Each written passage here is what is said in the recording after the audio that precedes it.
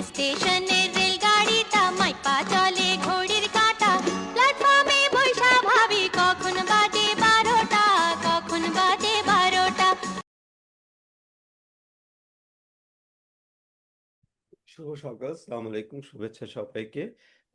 যারা শুনছেন আমাদেরকে অর্থনীতির 12টার আজকের এপিসোডে আপনাদের সবাইকে স্বাগত জানাচ্ছি। আমরা এখন 2026-এ আছি, ফেব্রুয়ারি মাসে আছি। অর্থনীতির 12টার এর আগের শোটি আমরা করেছিলাম কয়েক সপ্তাহ আগে। সো আজকে আমাদের দ্বিতীয় এপিসোড 2026 সালের। আমরা সবাই জানি যে সামনেই আপনার মাত্র 6 দিন পরে আমাদের ইলেকশন, এবং নির্বাচনের পরপরই আমাদের আহ, সামনে একটা নতুন সরকার আসতে যাচ্ছে। তো এই নতুন সরকার আপনার কি রূপরেখা উপস্থাপন করবে, এবং তাদের সামনে অর্থনীতিটা কেমন থাকবে, এবং সেই অর্থনীতি নিয়ে তারা কিভাবে আগাবে, আমরা সেই বিষয়টা নিয়ে আজকে আলোচনা করব। আমাদের সাথে আজকে যুক্ত হয়েছে অর্থনীতির 12টার একেবারে অরিজিনাল লাইন আপ যেটা ছিল সেটাই। সাথে আছেন জ্যোতি রহমান, আহ, সাথে আছেন রুশদ ফরিদি, সাথে আছেন ওয়াসিম আলিম, সাথে আছে মারিহা তাহসিন, আসিফ খান এবং জিয়া হাসান। তারা সবাই আপনাদের কাছে পরিচিত মুখ, এবং আপনারা যেটা জানেন আমরা সবাই ভিন্ন ভিন্ন অর্থনীতি নিয়ে কাজ করি, অর্থনীতির ভিন্ন প্রেক্ষাপট নিয়ে কাজ করি, এবং আমরা যেটা চেষ্টা করি সেটা হচ্ছে যে আমাদের প্রত্যেকজনের আলাদা যে প্রেক্ষাপট সেটা থেকে একটা কমন আন্ডারস্ট্যান্ডিং এ আসা। এইমাত্র যুক্ত হলেন আহমেদ রশিদ জয়। আহ তো চমৎকার একটি আলোচনা আমরা আশা করছি, এবং আমরা শুরু করব প্রথমে জ্যোতি রহমানকে দিয়ে। উনি আমাদের সামনে উপস্থাপন করবেন যে সামনের আপনার সরকারের কি ধরনের একটা অর্থনৈতিক ব্যবস্থাপনা তারা ইনহেরিট করতে যাচ্ছেন। জ্যোতি রহমান, ওভার টু ইউ। আসসালামু আলাইকুম, ধন্যবাদ রুবাইয়াত। অ্যান্ড ওয়েলকাম ভিউয়ার্স যারা লাইভ দেখতে পাচ্ছেন। এটা রেকর্ডেড হয়ে পরে আমাদের অর্থনীতির 12টা ইউটিউব চ্যানেলেও পোস্ট করা হবে। আচ্ছা, সো আমার কাছে আই হ্যাভ অ্যাবাউট 10 স্লাইডস। তো I'll continue going through them until Rubaiyat you tell me যে কখন ডিসকাশনের জন্য আমরা ব্রেক নিতে পারি। ঠিক আছে? আচ্ছা, তো আমার মেইন বক্তব্য হচ্ছে economic outlook facing the next term. এবং immediate condition is not very good, এটা আমরা সবাই জানি। আউটলুকটা কি, ভবিষ্যতে কি হতে পারে সেটাই হচ্ছে আলোচনার বিষয়। এবং মেইন প্রশ্নগুলি হচ্ছে যে রিকভারিটা কখন হবে, কিভাবে হবে, এবং সেটার জন্য গভর্নমেন্টের কি করতে হবে। দিজ আর দ্য কি কোয়েশ্চেন্স। তো আমি কিছু স্লাইড বা চার্ট প্রেজেন্ট করব, যেগুলি আর কি আপনার ডিসকাশনের জন্য, মানে আউল ইনভাইট ডিসকাশন ফ্রম এভরি। আচ্ছা, প্রথমে আমি শুরু করি যে আমাদের অফিসিয়াল ডেটা কি বলছে। আমাদের অফিসিয়াল ডেটা বলছে যে recovery is yet to start. Okay, এটা হচ্ছে আপনার জিডিপি গ্রোথ, এটা অ্যানুয়াল গ্রোথ বা ইয়ার এন্ডেড গ্রোথ, মানে কালো দাগটা হচ্ছে year ended growth. So that that is saying is September 25 compare with September 24, অথবা June 25 compare with June 24। Okay, 12 month ended growth. What this chart shows is that যে আপনার যেখানে Covid এর আগে মোটামুটি অ্যাকসেপ্টেড ফিগার ছিল হচ্ছে যে 6-7% গ্রোথ, সেখানে we are against that economy is yet to recover. September 2025 এর economic growth was 4.5% compare with September 24। June 25 A it was only 2.5%। So the growth is very weak compared with our historical trend. The growth is very weak, economic growth is very weak.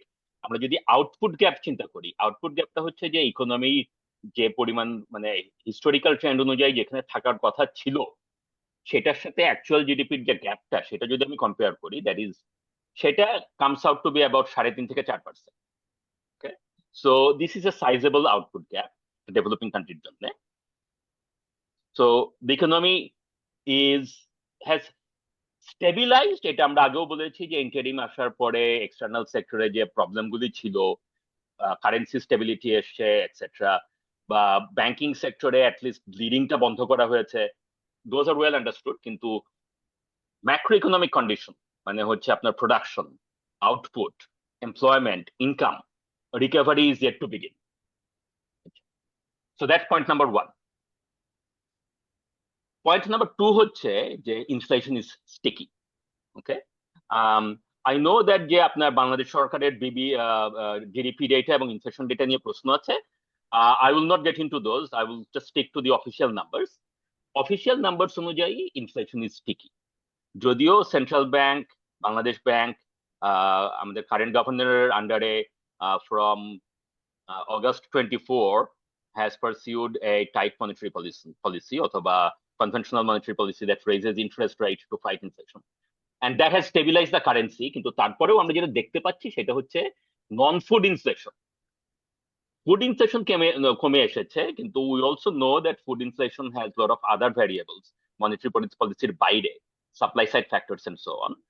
কিন্তু non food inflation, যেটা actually monetary পলিসির সাথে মোর directly linked হওয়ার কথা, যেটা এই লাল দাগটা আমরা দেখতে পাচ্ছি, that remains high, that remains consistent at or sticky at 9%।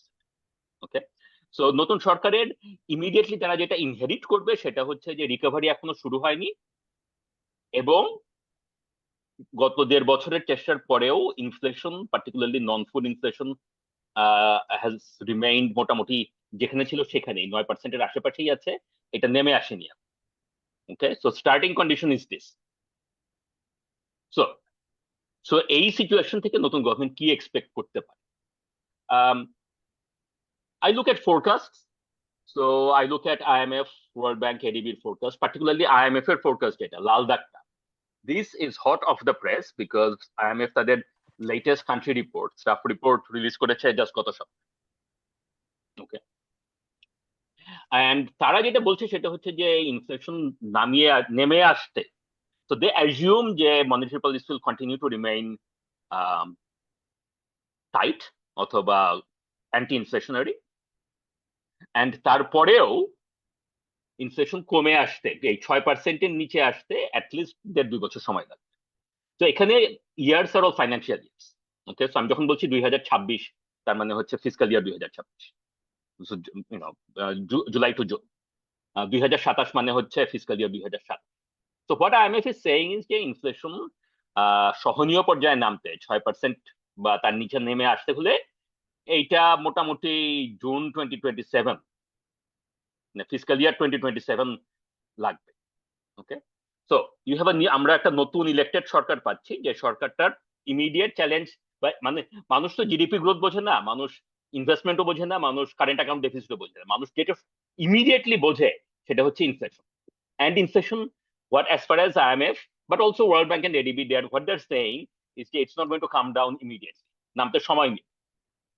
Okay, so this is point number 1, challenge number 1 নতুন সরকারের, যে ইনফ্লেশন দাম কমতে সময় নিবে, unless GDP recovery is really rapid.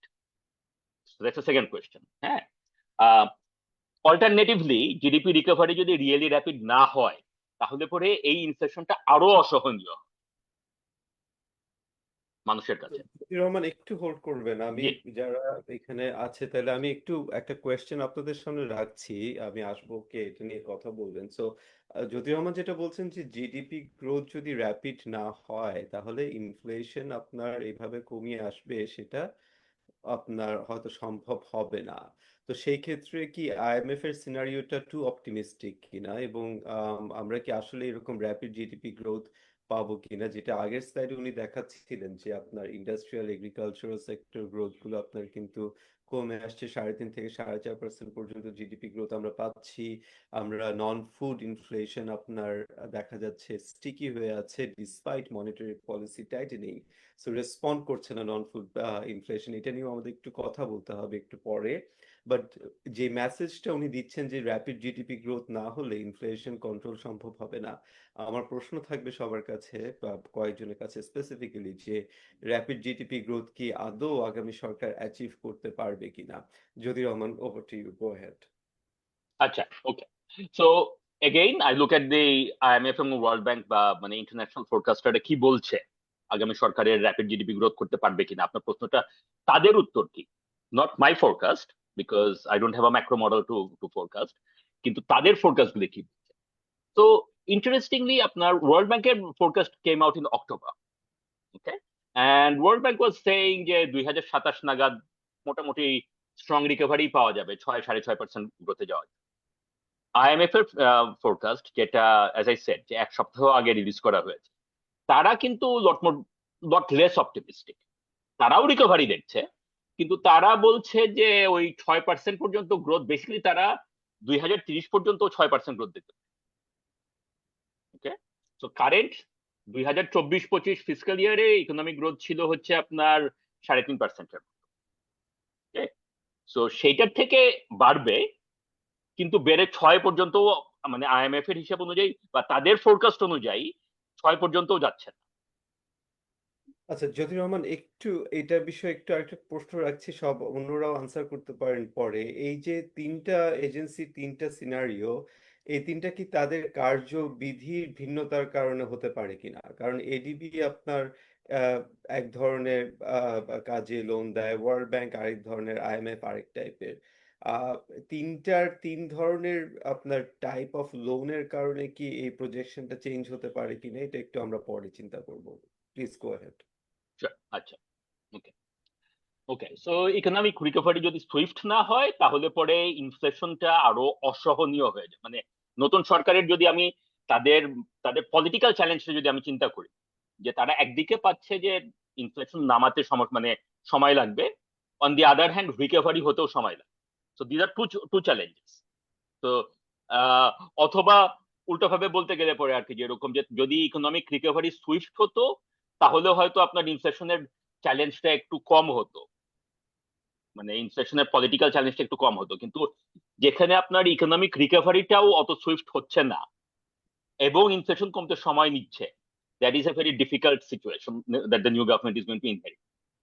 গ্রোথের সাথে তো আবার আপনার inflation positively associated, isn't it? Rapid গ্রোথের সাথে আবার সেটার সাথে একটা ইয়েতে ইনফ্লেশন কি একটু বাড়বে না? না, এই ক্ষেত্রে বাড়বে না। তার কারণ হচ্ছে আমাদের তো বিশাল আউটপুট গ্যাপ আছে, যেটা আমি প্রথমে ওকে। বললাম যে আমাদের তো গত কয়েক বছর ধরেই growth has been very weak, so there is excess capacity in the economy. বা আমাদের আনএমপ্লয়মেন্ট মেজার, আমাদের প্রপার আনএমপ্লয়মেন্ট মেজার নাই, আমাদের কোনো কিছুরই প্রপার মেজার নাই, কিন্তু আনএমপ্লয়মেন্ট মেজার একদমই নাই, কিন্তু আমাদের প্রচুর পুল অফ আনএমপ্লয়েড আছে। তো থিওরিটিক্যালি যদি আমি চিন্তা করি যে মানে আমার সাপ্লাই বাড়ানোর ক্যাপাসিটি প্রচুর আছে, আমার ডিমান্ডটা কম, আমি যদি ডিমান্ড বাড়াতে পারি, তাহলে পরে সাপ্লাই সেটা আমরা মিট হয়তো করতে পারবো। কাজেই প্রাইস না বেড়েও সাপ্লাই বাড়ানো যায়, প্রোডাকশন বাড়ানো যায়, ইনকাম বাড়ানো যায়। তো সেটা একটা অ্যাভিনিউ হতে পারে। কিন্তু IMF সেই ফোরকাস্ট করছে যেটা, সেটা হচ্ছে যে সেটা প্রবাবলি হতে হতে সময় লাগে। আচ্ছা, তো আই শুড কন্টিনিউ অথবা প্রশ্ন? গ্রেট, নেক্সট স্লাইডে যাই। জি। হ্যাঁ, আচ্ছা, ওকে। সো প্রথম প্রশ্ন হচ্ছে যে প্রাইভেট ইনভেস্টমেন্ট কবে কিভাবে, কত দূরে, কখন রিকভার করবে? So one of the things that we know, যে হাসিনা আমাদের শেষ 2টা বছর, 2022-23 এবং 23-24, এই 2 বছরে already investment was very weak. Private investment, not government investment. So private investment was already weak because of banking sector problems, currency problems and so on. তার সাথে আমি 24-25-এ পলিটিক্যাল আনসার্টেনটি বা ইনস্টেবিলিটি যোগ করি। তো আমরা পরপর 3 বছর ধরে, তো এখানে আমরা দেখতে পাচ্ছি যে পরপর 3 বছর ধরে উইকেনিং প্রাইভেট ইনভেস্টমেন্ট আমরা পাচ্ছি। ওকে, তো এইটার থেকে তো রিকভারি দরকার।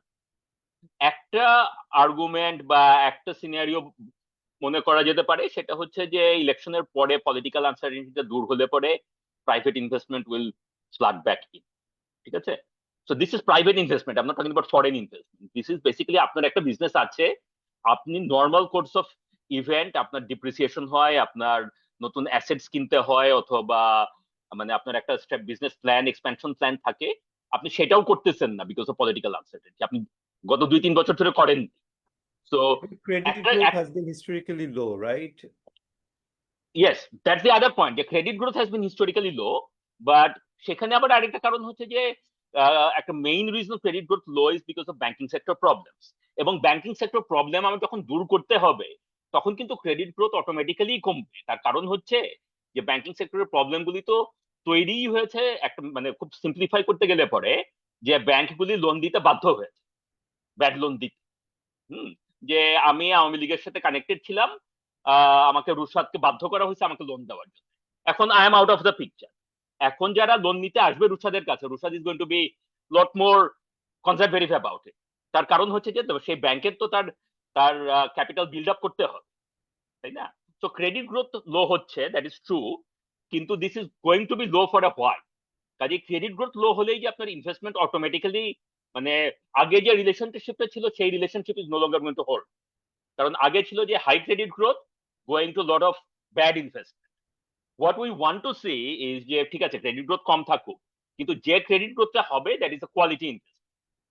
তো সেটা হবে কিনা আমরা জানি না, এখন হলে কবে হতে পারে। এগেইন IMF ওয়ার্ল্ড ব্যাংক দুজনেরই ফোরকাস্ট হচ্ছে যে by the time we get to see really strong investment growth we are looking at মানে ফিসকাল ইয়ার 27, 28, 29, মানে ইমিডিয়েট না, এই ফিসকাল ইয়ারে বা মানে So 2026, basically 27। জি, next dated গভর্নমেন্টের প্রথম 3 বছর অলরেডি চলেই তো যাবে। এক্স্যাক্টলি। তো এনারা যা ফোরকাস্ট করছে, ইন্টারন্যাশনাল এজেন্সিস গুলি যে ফোরকাস্ট করছে সেটা হচ্ছে যে নেক্সট ইলেক্টেড গভর্নমেন্টের প্রথম 2-3 বছর ইজ গোয়িং টু বি মানে ইনভেস্টমেন্ট রিকভার করতে সময় লাগবে। সো ইলেক্টেড গভর্নমেন্টের যেটা মেজর চ্যালেঞ্জ হবে যে এই ইনভেস্টমেন্ট রিকভারিটা এক্সপার্টাইজ করা। প্রশ্ন? আমি কি একটু এখানে একটু পার্ট হ্যাঁ করি হ্যাঁ আপনাকে অবশ্যই। ইনভেস্টমেন্ট জি গ্রোথটাকে এক্সপেডিট করা, একটু যদি স্লাইডটা ডিসকন্টিনিউ করেন আমি আসিফ জি খানকে একটু নিয়ে আসি। আসিফ, শিওর। ইনভেস্টমেন্ট গ্রোথকে যে এক্সপেডিট করার কথা বলা হচ্ছে জ্যোতি ভাই, quickly what is your reflection on that? Is it possible? আর সিনারিওটা কি আসলে 3 বছর আমাদেরকে ওয়েট করতে হবে এটার জন্য? Asif, are you there with us? Asif Khan.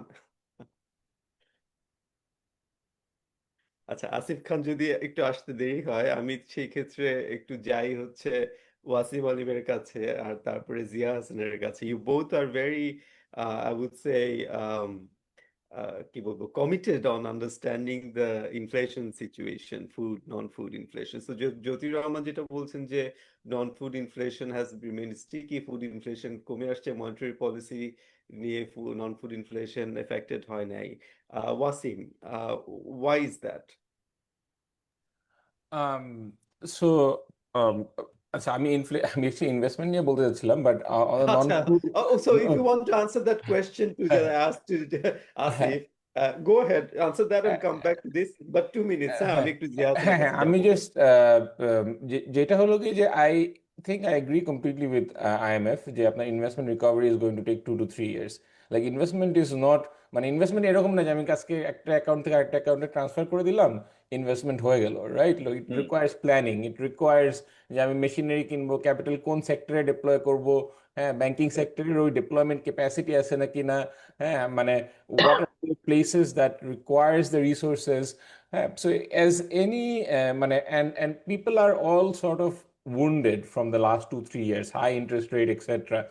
So আগে যে ট্রেডিশনাল যে মেজর ফার্মস মেজর যে অর্গানাইজেশনস গুলো ছিল, even if you consider state owned enterprises, যে লেটস সে পাওয়ার ডেভেলপমেন্টের যে কোম্পানিগুলো আছে, হ্যাঁ these things have slowed down investment simply because যে গত কয়েক বছর ইনভেস্টমেন্ট করা হয়েছে ফরেন লোনস নিয়ে, অ্যান্ড ওই লোনসগুলো যখন ডলারটা ডিপ্রিসিয়েট করছে they have now costed a lot more, so all of these balance sheets have gone very negative, হ্যাঁ and there is a much higher scrutiny এবং একটা বড় বড় প্রজেক্ট নামাতে বাংলাদেশের যে bureaucracy it takes so long. So government sector থেকে যদি ইনভেস্টমেন্ট স্লো ডাউন থাকে, প্রাইভেট সেক্টর থেকেও ইনভেস্টমেন্ট স্লো ডাউন থাকবে, and I actually don't know, how it will recover, but I genuinely feel at least 1 year plus political government আসলো, stability, কে কি run করছে, will we return to the old world or not, all of these things needs to be settled. And I think like we lack like very solid actions on the stock market, not that stock market খুলে দিলেই investment বাড়বে, but ultimately like stock market মানে if you're going to attract investors like the new age investors who look for entry exit, the stock market plays a very big role, and I'm not seeing much So there. Wasim, what you're agreeing to the scenario, it might take 2 to 3 years. So that is also, I think, what I'm hearing from you both, যে যদি stability থাকে, proper policies নিয়ে আগায়, তাইলেই 2-3 বছর Right, লাগবে, and if not তাইলে আমি আর বলতে চাচ্ছি না আমরা হ্যাঁ আমি যে জিনিসটা বলতে চাচ্ছি যে if you look at like a lot of countries which have gone through revolutions, হ্যাঁ like I don't know Tunisia এরকম etc., ওইসব কান্ট্রিতে কিন্তু it has taken like 7-8 years to go back to the same GDP per capita. I don't know about investment, but it takes a lot of time. The machinery is up for a complete reset. আর আরেকটা হলো কি যে on the interest rate side of things, মানে obviously I don't want to comment on the inflation data. On the on the interest rate side of things, what are we really rewarding in this economy? We are rewarding মানুষজন টাকাগুলো ব্যাংকে রেখে they count their dollar মানে virtual profit, হ্যাঁ, যে একজন ব্যাংকের প্রতিদিন একটা ইলেকট্রনিক ব্যালেন্স তার বাড়তেছে, হ্যাঁ, and they are not actually incentivized to think about how to make real changes to the economy. So that kind of like profitability for like let's say banking sector is dangerous. It's actually disincentivizing. So I think the interest rate যেটা আমরা I think has been a very tight regime that is going to have its shadows down for the next 2 years as well. So আমি তাহলে এটাতে একটু continue করি। Ahmed Rashid Joy, banking সেক্টরের loan capacity নিয়ে প্রশ্ন আসছে ওয়াসিম আলিমের কাছ থেকে। Do you have a quick reflection on that? Definitely capacity একটা ইস্যু আছে। আমরা তো অ্যানালাইজ 62 ব্যাংকস এর মধ্যে আমরা দেখছি যে almost 45 banks, I mean foreign banks যেগুলো আছে এগুলো লিমিটেড অপারেশনস করে, তাদের পারপাস আলাদা, other than SCB and HSBC, যারা অ্যাগ্রেসিভলি লেন্ডিং করবে না। এগুলো বাদ দিলে 10-12টা লোকাল ব্যাংকের মতো আছে যারা এখনো স্ট্রেংথ আছে, বাকিগুলো উইক হয়ে গেছে, either they are bankrupt or technically bankrupt. তাদের পক্ষে ক্রেডিট গ্রোথ করা is difficult. So this is the supply side of the credit issue. Demand side যদি ইলেকশনের পর রিভাইভও করে বিকজ অফ নিউ গভর্নমেন্ট আসার পর, যে গভর্নমেন্টের যে ডিমান্ড গুলো মিউটেড ছিল ওগুলো যদি আপও হয়, সাপ্লাই সাইড ইস্যু হবে। But there again, the third problem is projected government borrowing is অনেক হাই। এটা হয়তো জ্যোতি ভাইরা ভালো বলতে পারবে, সেখানে তো ক্রাউডিং আউট একটা এফেক্ট আছে আর কি। Lots of issues. Acha, going back to my question on food inflation, Zia Hassan, do you want to reflect on that? Inflation, food inflation, non-food inflation? Exactly, আমি জ্যোতির প্রেজেন্টেশনটা দেখছি আর ভাবছি যে আমাদের মূল প্রশ্নটাতে ইনফ্লেশন, যেখানে ইভেন আসিফ খানের একটা স্পষ্ট প্রজেকশন আছে, right at this moment non food inflation shouldn't be that high. Food inflation তো এইখানে বেস লাইনের নিচে দেখাচ্ছে 7 to 8%, but lot of us are very surprise that food inflation এখন ইয়ার অন ইয়ার নেগেটিভ হওয়ার কথা। সো সেই বেস লাইনের উপরে, মানে সেই প্রজেকশনটার উপরে দাঁড়িয়ে আইএমএফ এবং ওয়ার্ল্ড ব্যাংকের এই প্রজেকশন যে এটা কমে আসবে, I am thinking actually where the reality is and where this IMF World Bank projection is going. I'm sorry, I'm still remaining in typical Zia Hassan mode. So What this is is the point typical one. Zia Hassan mode? That you're in denial. Right. You're in So denial. let me No. just এখানে একটা জিনিস একটা জিনিস politically মনে করে দিই। Let's say যে আপনার ইন্টারিম গভর্নমেন্ট যাওয়ার আগে এই লেটেস্ট জিডিপি ফিগার, ইনফ্লেশন ফিগারটা দিয়ে গেল 9%, ইনফ্লেশন ফিগার। আচ্ছা, আসল ফিগারটা লেটস সে যে ফর হাইপোথেটিক্যাল সেন্স আমরা মনে করি যে 2%, জাস্ট মানে একটা ইয়ে করা। Right. বিএনপি গভর্নমেন্ট পাওয়ারে আসলো বা জামাত গভর্নমেন্ট পাওয়ারে আসলো, একটা ইলেক্টেড গভর্নমেন্ট, ওরা দায়িত্ব দিল আমাদেরকে যেরকম যে তোমরা ইনফ্লেশনটা দেখে ঠিক করে দাও। আমরা দেখে বললাম যে এরকম যে আসলে আমরা ক্যালকুলেট করে দেখি যে আসলে এটা হচ্ছে 2%, এবং ইলেক্টেড গভর্নমেন্ট বললো যে এরকম যে ইনফ্লেশন আসলে 2%। How do you think the political reaction, যারাই গভর্নমেন্টে থাকুক, বিএনপি হোক আর জামাতি হোক, নতুন সরকার এসে বললো যে অন্তর্বর্তীকালীন সরকার বলে গেছিল 9%, আমাদের এক্সপার্টরা বলতেছে 2%, বিরোধী দল যারা থাকবে ওটা কিভাবে এটা রিয়াক্ট করবে? Just putting it out there আর কি। So challenge, Yeah, তার মানে I would say, sorry, Ruben ভাই, হ্যাঁ, ফর মি ওই যে হাইপোথেটিক্যাল সিনারিওটা বললেন, ওখানে পলিটিক্যাল রিয়াকশনের থেকে আমার কাছে মোর ইম্পর্টেন্ট প্রশ্ন হচ্ছে যে সেই ক্ষেত্রে what will be the policy reaction. So that would necessitate reduction of the interest rate. If that necessitates reduction of the interest rate, then the propensity to save will decrease. এবং নতুন সরকার আসছে, new kind of cronies will emerge, এবং surely government realizes যে তাকে job creation করতে হবে, government has to take pro-growth policies. So সেই জায়গায় গিয়ে I can see recovery can be swifter than what IMF have projected যদি ইন্টারেস্ট রেটটাকে নামাই নিয়ে আসে। and secondly আমাদের I don't know most positive assumptions that BNP ক্ষমতায় আসছে, let's say if that holds true, BNP has committed that তারা lot of bureaucratic obstacles remove করবে। Having worked in a ministry for 1 year very closely at the highest level, I can see where ministry পর্যায়ে যদি এই bureaucratic obstacles গুলো দূর করা হয়, how it can empower businesses and how it can free a lot of growth potentials. So আমার মানে closure আর্গুমেন্টটা হচ্ছে যে ইফ আমরা ইনফ্লেশনের এই ডেটাটাকে আসলে নতুন সরকারের প্রথম চ্যালেঞ্জ হওয়া উচিত সামান লাইক ওয়াসিম আলিম, সামান লাইক আমি, যে হিস্টোরিক্যালি এই ডাটাগুলোকে প্রশ্ন করেছি, আমাদেরকে নিয়ে বসায় বা আরো কিছু লোকজনকে নিয়ে let's say PRI works on this things, truth ইনফ্লেশনটাতে বের করা, অ্যান্ড দেন ইনফ্লেশনের অ্যাকচুয়েট ফিগারটাকে অ্যাডজাস্ট করার পরে then adjust the interest rate so that it can become easier for the policymakers to take policy যেটার কারণে তাদেরকে criticize হতে হবে না। আচ্ছা, ইন্টারেস্ট রেটের ব্যাপারে যদি আসি, আসিফ খান, আর ইউ উইথ আস নাও? জি আছি। আচ্ছা, আসিফ খান, সো ইন্টারেস্ট রেটের যে ব্যাপারটা, সো মানে হোয়াট ইজ ইয়োর ওপিনিয়ন, মানে হোয়াট আর ইউ? রুবেল ভাই, আমি একটু আসিফ ভাইকে কাউন্টার প্রশ্ন করতে চাই, ইফ ইউ অ্যালাউ। আসিফ ভাই, if you agree to what I have said, because আমি আপনার থেকে অনেকগুলো আইটেম পিক করেছি, মেবি আমি ওভারস্টেট করেছি কিনা, so I want you to feedback on also Rubel ভাই যা বলেছেন।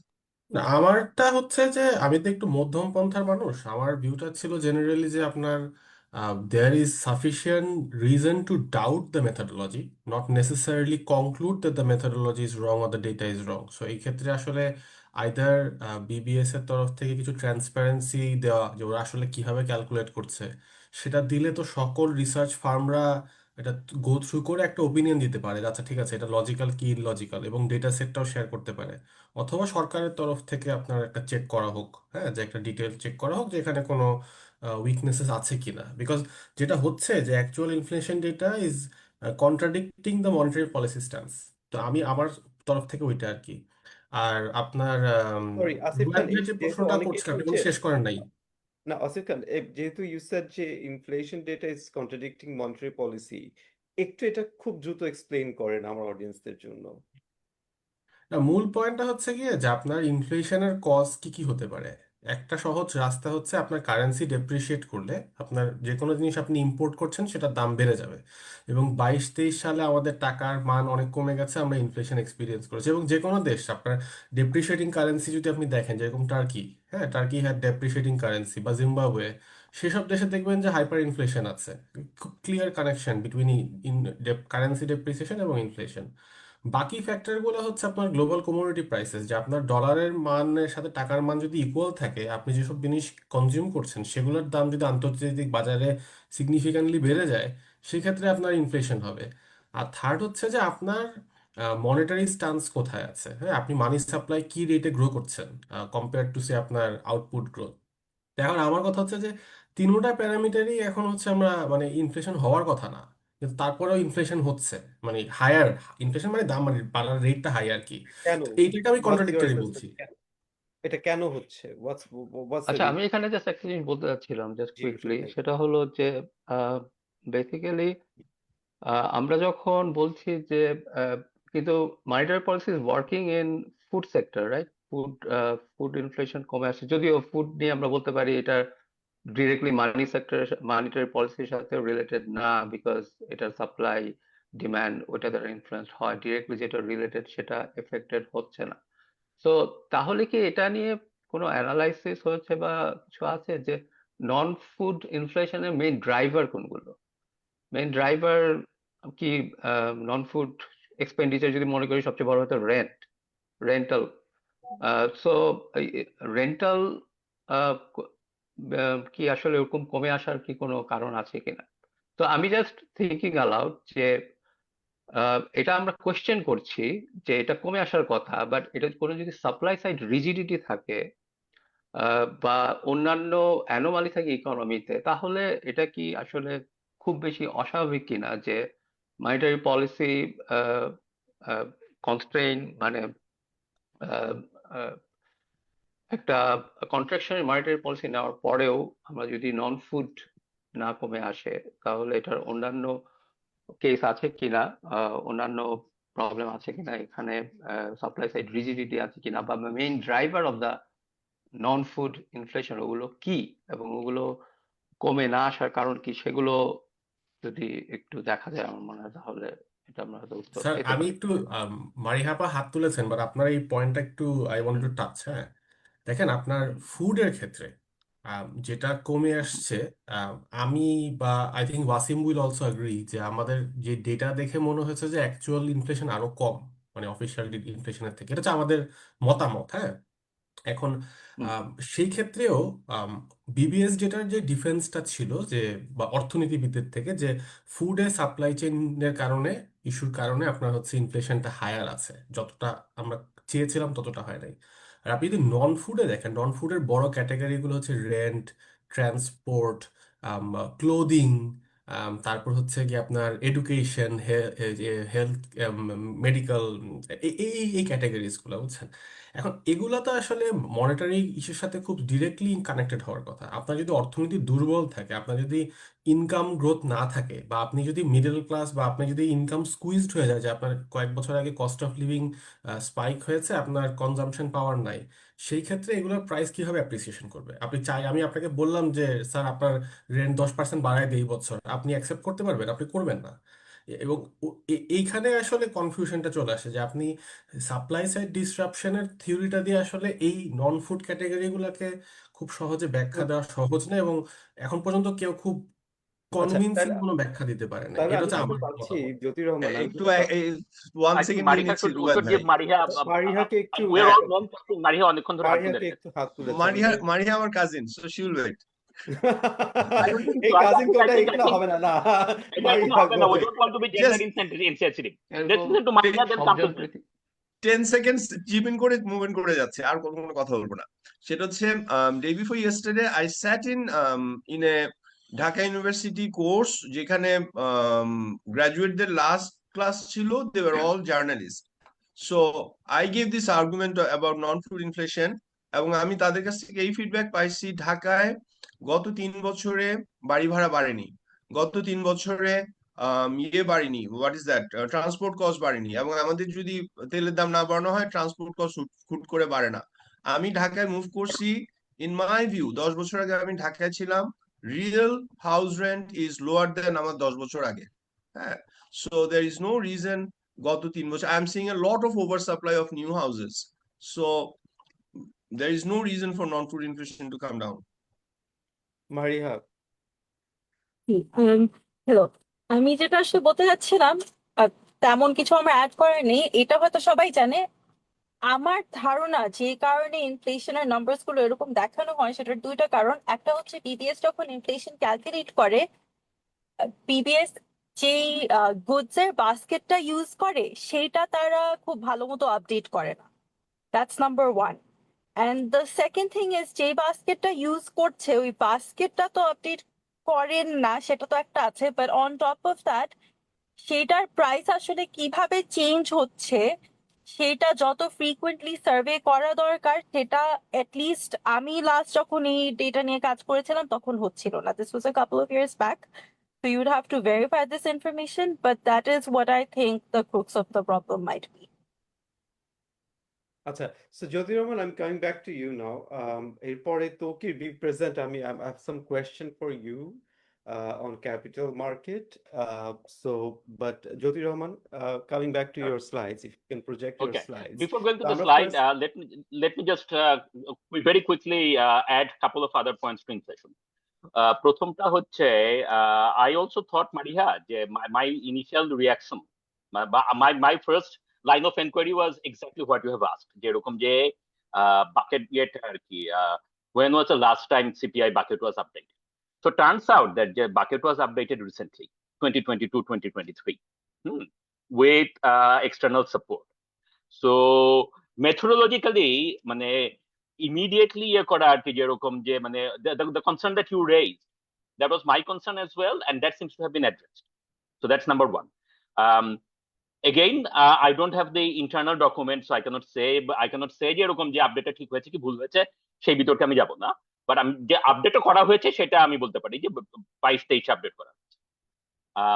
সেকেন্ড পয়েন্ট সেটা হচ্ছে যেটা আসিফ খান বললো যে এরকম যে and Rushad যেটা বললেন যে if we just look at the lag between monetary policy tightening and non-food inflation. So actually you could also argue that 18 months is not long enough. So that's the second point. ঠিক আছে? And the third point is that expectations, role of expectations and wages. So this is something that we often don't consider. কিন্তু expectation is a huge driver. And also BBS এর data অনুযায়ী, and you can believe it or not, completely different, I'm not going to defend BBS, সেটা হচ্ছে যে wages have been rising at record pace 8% করে গত 1-1.5 বছর ধরে। ওকে, so যদি আপনি নন ফুড প্রাইস, রুশাদের পয়েন্টটা যেটা ইয়ে থেকে এরকম যে নন ফুড প্রাইসের ড্রাইভার কি হতে পারে, theoretically it is entirely possible that expectations are driving wage and we are having a wage price spiral. In practice সেটা হচ্ছে কিনা I don't know, কিন্তু immediate reaction যে ডাটা ভুল, আমাদের নতুন করে ডাটা করতে হবে, I'm not convinced. There are other possibilities as well. মারিহার আবারও হাত তোলা আছে। Before I go to the chart, maybe Mariha very quickly. না আসলে জ্যোতি ভাই, I am just going to message you, নাহলে আচ্ছা ঠিক কনভারসেশন আছে, ডিরেইল হয়ে যাবে। okay, sure. So, Jyoti Rahman, Okay, so as we move on to your next part of the discussion, I'm just to connect করে দেই, you were discussing about, you started by talking about slow growth, আমাদের GDP growth কমে আসছে, তারপরে we went to food, non-food inflation, and then we went to the issues of let's say investment growth, right? So সেখানে আমরা ছিলাম, so now let us walk sure. through the next. Okay, so একটা question হচ্ছে যে investment কখন recover হতে পারে, and if I understood Zia correctly, যে government can take actions, which I agree with, that government can definitely take actions that can expedite investment recovery. কারণ হচ্ছে যে on the other hand, যেটা আর কি যে there are a lot of problems, যেটা ওয়াসিম বলতো যে private sector recovery, it's not that যে এরকম যে আমি কম্পিউটারে বাটন প্রেস করলাম, টাকা এখান থেকে ওখানে চলে গেল, ইনভেস্টমেন্ট হয়ে গেল। অ্যাকচুয়াল real investment, মানে on the ground corporate investment takes time because you have to plan and so on. So একটা প্রশ্ন হচ্ছে যে ইনভেস্টমেন্ট কখন রিকভার করবে, আরেকটা প্রশ্ন হচ্ছে যে ডোমেস্টিক সেভিংস কখন রিকভার করবে, household savings particularly. Okay, why is this important? This is important কারণ হচ্ছে যে আমরা যদি হিস্টোরিক্যাল ডেটা দেখি, যে সবুজ দাগটা এখানে হচ্ছে savings ratio, savings to national income. Okay, and this had been declining since COVID. This had been declining since COVID, and the intuition is very simple, যে রিপিটেড ইকোনমিক শকে মানুষ কি করছে, মানুষ তার সেভিংস থেকে ড্র ডাউন করছে, আপনার income কমে আসছে because of lockdown, and after that all the various shocks that we are witnessing in the economy, banking problems অথবা higher inflation অথবা political problems, etc. So ঠিক আছে, so people are drawing down their savings and that is showing up in the national account statement. So এটা তো একটা সময় এসে তো এটা রিকভার করতে হবে, if it continues declining, then you end up with a crisis. So at some point it has to recover. So again, IMF এর forecast হচ্ছে যে both investment and savings, they are both going to recover towards the end of the day. So again, consistent with আগের চার্টে আমরা যেটা দেখেছিলাম, যে তারা বলছে যে ইনভেস্টমেন্ট রিকভার করতে সময় লাগবে, সেভিংস রিকভার করতেও সময় লাগবে। Should I continue? G Jyoti Rahman, but এই যে কন্টিনিউ করতে সময় লাগবে, আমি যারা আমার অন্য প্যানেলিস্টরা আছে আমি তাদেরকে একটু জিজ্ঞেস করবো পরবর্তীতে, তাহলে এটাকে কি ব্রেক করার কোনো উপায় আছে নাকি এটা ইনএভিটেবিলিটি? এটা 1 নম্বর প্রশ্ন। আর 2 নম্বর প্রশ্ন হচ্ছে যে আপনার how about other countries like India, তো কোভিডে আমাদের থেকে অনেক বেশি শকে ছিল, তাহলে ওরা কিভাবে এটাকে টার্ন অ্যারাউন্ড করতে পেরেছে ইনভেস্টমেন্ট এন্ড সেভিংসে? যদি আপনার কোনো অভিমত থাকে, so you can reflect on that. Okay, so আমি কি বলবো নাকি উই আস্ক আপনি আদার্স? একটু বলেন, তারপরে হ্যাঁ, অন্যদের আচ্ছা, আমি সুযোগ ঠিক দিচ্ছি। আছে। সো আদার কান্ট্রিজ তো আপনার মানে পার্টিকুলারলি ইন্ডিয়া তো কোভিড এর পরে আমাদের মতো মাল্টিপল রিপিটেড আদার শকস ফেস করে। So if we just think about just COVID itself, ঠিক আছে, কোভিডে কি হলো যে কোনো একটা র্যান্ডম দেশে, ইন্ডিয়া হোক বা অন্য কোনো একটা অ্যাভারেজ কান্ট্রিতে কোভিড হলো, লকডাউন হলো, তারপরে কোভিড চলে গেল, লকডাউন উঠে গেল, ইকোনমি সুইফটলি রিকভার। সবটা বিশাল, রিকভারি যাও বিশাল। তার কারণ হচ্ছে যে আপনার underlying economic conditions or fundamentals did not change. আমাদের তো কোভিড এর পরে there were multiple shocks. আমরা আমাদের it turned out এরকম যে আমাদের ব্যাংকিং সেক্টরে বিশাল প্রবলেম ছিল, যেটা আমরা হয়তো জানতাম, কিন্তু সেটার এফেক্ট আমরা ফিল করলাম। আমাদের একটা really bad monetary policy situation ছিল 2 বছর ধরে, যখন আমাদের 9-6 ইন্টারেস্ট রেট ছিল। আমাদের currency depreciation was much bigger. So all of these things happened, and then after that July happened, uprising happened, and then গত 1 বছরের পলিটিক্যাল, 1.5 বছরের পলিটিক্যাল আনসার্টেনিটি happened. So ইন্ডিয়ার তো এগুলো ফেস করতে হয়। Right. So the message is, again, for the future government, caution is essential. Yes, yes, Very because good. Investment এবং savings দুইটাই আপনাকে রিকভার করতে গেলে পরে you have to make sure that যে প্রথমে মানে don't shock the economy any more. Positive কিছু করতে Absolutely. পারলে পরে ভালো, কিন্তু don't do anything negative. So আমি একটু মেসেজটা ক্রাফট করছি যে প্রাইভেট ইনভেস্টমেন্ট গ্রোথ বাড়াতে হবে, ক্যাপিটাল আপনার গ্রোথ মানে ক্রেডিট গ্রোথ বাড়াতে হবে, ইনভেস্টমেন্ট সেভিংস কে যেভাবে প্রজেক্ট করা হচ্ছে তার থেকে বেটার ভি শেপ কার্ভে নিয়ে আসতে হবে। কিভাবে আনতে হবে সেটা হয়তো আরো ডিটেইল ডিসকাশন করতে হবে। Move on please. জি, আচ্ছা, ওকে, ঠিক আছে।